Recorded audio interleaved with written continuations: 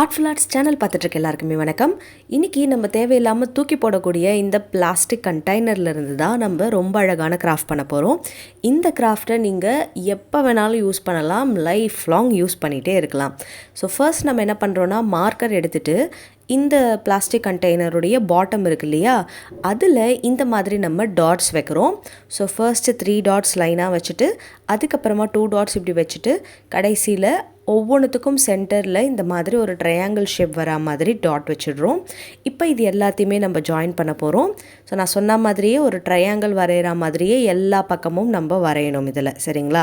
So இந்த craft பார்த்திங்கன்னா கண்டிப்பாக குட்டீஸாக இருந்தீங்கன்னா உங்கள் அம்மாவுக்கு ரொம்ப யூஸ்ஃபுல்லாக இருக்கும். நீங்களும் என்ஜாய் பண்ணி இந்த கிராஃப்டை வந்து யூஸ் பண்ணலாம், சரிங்களா? ஸோ நான் சொன்ன மாதிரியே இப்போ அந்த ட்ரையாங்கிள் ஷேப்பை நம்ம வரைஞ்சிட்டே இருக்கோம். ஸோ எல்லா பக்கமும் நம்ம வரையும் பொழுது ஒரு அழகான ஸ்டார் நமக்கு கிடைக்கும். நீங்கள் ஏதாவது ட்ராயிங் பண்ணும்போது உங்களுக்கு இந்த மாதிரி ஸ்டார் ஷேப் வரையணுன்னா தாராளமாக இந்த மாதிரி அழகாக டாட்ஸ் வச்சு நீங்கள் பண்ணிங்கன்னா கூட பார்க்குறதுக்கு ரொம்ப அழகாக இருக்கும். அதுக்கப்புறமா இதில் இந்த மாதிரி நம்ம ஒரு சுருள் மாதிரி, ஓகேவா, ஒரு ஸ்பைரல் மாதிரி அழகாக இதுலேருந்து வரைஞ்சிடுறோம். ஸோ இது எதுவுமே பார்த்திங்கன்னா உங்களுக்கு வரைகிறதுக்கு கஷ்டமே கிடையாது, எல்லாமே ரொம்ப ஈஸியான ஒரு விஷயம்தான். ஸோ இது வரையும் பொழுது எல்லா பக்கமும் ஈக்குவலாக ஒரே மாதிரி இருக்கான்னு வரைகிறது தான் ரொம்ப முக்கியம், சரிங்களா? ஸோ அதுக்கேற்ற மாதிரி ஆல் சைட்ஸ் கரெக்டான இடத்துல ஸ்டார்ட் பண்ணி கரெக்டான இடத்துல நம்ம முடிக்கணும். ஸோ இந்த கிராஃப்ட் பொறுத்த வரைக்கும் நான் ஏற்கனவே சொன்ன மாதிரி நீங்கள் டெய்லி யூஸ் பண்ணலாம். எங்கே யூஸ் பண்ண போகிறோம், எப்படி யூஸ் பண்ண போகிறோம் அப்படின்றத நம்ம பார்க்கலாம், சரிங்களா? ஸோ கம்ப்ளீட்டாக இந்த ஸ்பைரலை வந்து நம்ம இப்போ எல்லா பக்கமும் வரைஞ்சிட்ருக்கோம். ஸோ ஏதாவது ட்ராயிங் வரைக்கணுன்னா கூட நீங்கள் இந்த மாதிரி அழகாக பேட்டர்ன்ஸ்லாம் ஃபார்ம் பண்ணணுன்னா நீங்கள் பண்ணலாம். ஸோ கம்ப்ளீட்டாக ஸ்பைரல் வரைஞ்சி இப்போது முடிச்சாச்சு. இப்போது அடுத்து நம்ம என்ன பண்ண போகிறோன்னா, சென்டரில் இதுக்கு சில டீட்டெயிலிங் கொடுக்க போகிறோம். ஒரு ரவுண்டு மாதிரி வரைஞ்சிருங்க. அதுக்கப்புறமா கூடவே என்ன பண்ணுறீங்கன்னா, ஃப்ளார் ஷேப் மாதிரி நம்ம சுற்றி இதில் வந்து வரைய போகிறோம். ஈக்குவலாக வரையணுன்னா ஆப்போசிட் சைஸை எப்போவுமே ஃபர்ஸ்ட்டு கான்சென்ட்ரேட் பண்ணி வரைஞ்சிருங்க. அதுக்கப்புறமா 6 பெட்டல்ஸா இல்லை 5 பெட்டல்ஸா அப்படின்றது இந்த மாதிரி நம்ம வரைகிறத பொறுத்து தீர்மானமாகும். அடுத்து ஒரு சின்ன டாட் இந்த மாதிரி வச்சுடுங்க. இந்த டாட் வச்சுட்டு நம்ம என்ன பண்ண போகிறோன்னா, சைடில் ஒரு கர்வ் மாதிரி இதுக்கு சுற்றி வரைய போகிறோம், சரிங்களா? இந்த பாருங்கள், இந்த மாதிரி ஒரு குட்டி கர்வ் வரைய போகிறோம். ஸோ இந்த டிசைனை நீங்கள் டிஃப்ரெண்ட்டான ஒரு வகையில் கூட வரையலாம். நான் வரைஞ்ச மாதிரி வரையணும்னு அவசியம் கிடையாது. உங்களுக்கு ஏதாவது டிஃப்ரெண்ட்டாக தோணுச்சுன்னா நீங்கள் அதையும் வரைஞ்சிடலாம். இப்போ நெக்ஸ்ட் நம்ம பின் இல்லை காம்பஸ் ரெண்டுத்தில் எது வேணுமோ எடுத்துக்கலாம். இப்போ அடுத்து கேண்டில் இல்லை இந்த மாதிரி விளக்கு எடுத்துக்கோங்க.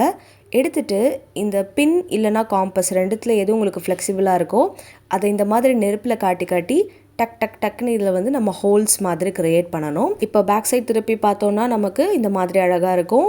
இதே மாதிரி கம்ப்ளீட்டாக நம்ம முடிச்சிடணும். இப்போ வந்து நம்ம பேக் சைடில் நம்ம ஹோல்ஸ் போட்டோம் இல்லையா, இப்போது இந்த பாக்ஸை திருப்பிட்டு இந்த பக்கம் இன்சைட் இருக்கு இல்லையா, இன்சைட்லேருந்து நம்ம ஒரு ஹோல் போடணும், சரிங்களா? ஸோ அப்படி போட்டால் தான் நமக்கு தேவையான ரிசல்ட் நமக்கு கிடைக்கும். நம்ம ஃபஸ்ட் டைம் ஏன் வந்து இந்த பாட்டம் சைடில் வந்து இந்த மாதிரி ஹோல்ஸ் போடுறோன்னா, நமக்கு ரெஃபரன்ஸ்க்காக தெரியணும் அப்படின்றதுக்காக போடுறோம், சரிங்களா? அதுக்கப்புறமா அந்த வேலை முடிஞ்சதுக்கப்புறமா இன்சைடில் திருப்பிட்டு மறுபடியும் இந்த ப்ராசஸை ஸ்டார்ட் பண்ணி இன்சைடில் நம்ம இந்த மாதிரியே ஹோல் போட்டுட்டோன்னா கிளியராக நமக்கு இந்த பாக்ஸ் இப்போ ரெடி ஆகிடும்.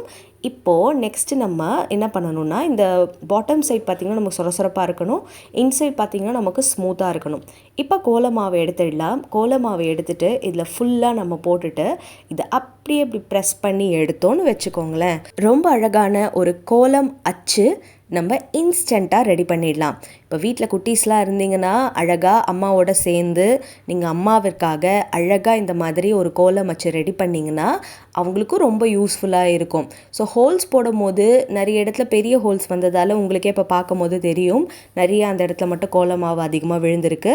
ஸோ இதை அவாய்ட் பண்ணுறதுக்காக நீங்கள் என்ன பண்ணுறீங்கன்னா, ஹோல்ஸ் போடும் பொழுதே கரெக்டாக அந்த சின்ன ஹோல்ஸ் யூனிஃபார்மாக நம்ம போட்டோன்னு வச்சுக்கோங்களேன், இந்த மாதிரி ரொம்ப அழகாக பார்க்குறதுக்கு நமக்கு கோலம் அச்சு அப்படின்றது கிடச்சிடும். நான் பண்ணியிருக்க மாதிரியே நீங்கள் விதவிதமாக நிறைய டிசைன்ஸ் பண்ணிவிட்டு டெய்லியும் அதை வச்சே ஒரு டிஃப்ரெண்ட்டான கோலம் கூட போடலாம்.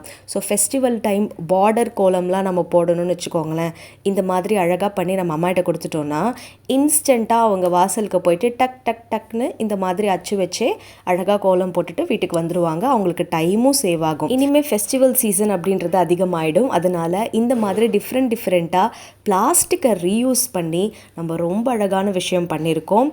ஸோ இந்த மாதிரி நம்ம ஒயிட் கோலம் மாவில் போடுறோம் இல்லையா, இதே மாதிரியே கலர்ஸில் கூட நீங்கள் அழகாக ட்ரை பண்ணலாம்.